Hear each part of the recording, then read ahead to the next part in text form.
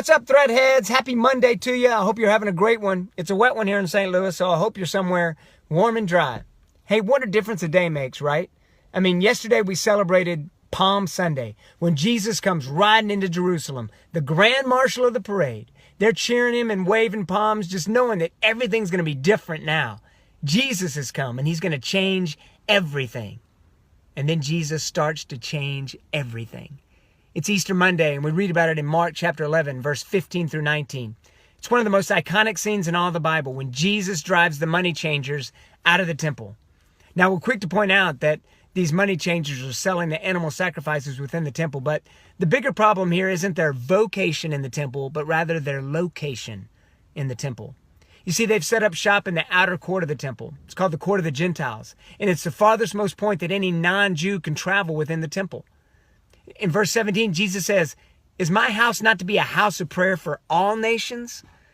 You see, by setting up shop in the court of the Gentiles, the money changers have denied access to worship to the Gentiles, denied their access to God.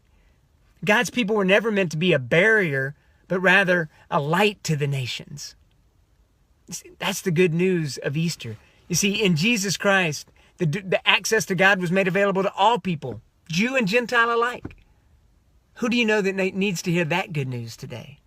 Maybe it's you. Do you believe it? Do you believe that God has opened the door for you to come home, to find rest in him? What barrier is keeping you from God today? Is it your pride? Is it guilt? Is it shame? Whatever it is, know this. Jesus paid for it all on the cross. He took care of it all, and he opened the door for you and me to come home and find rest with him.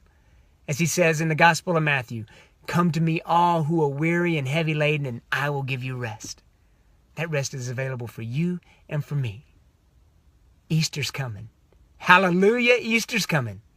Have a great one.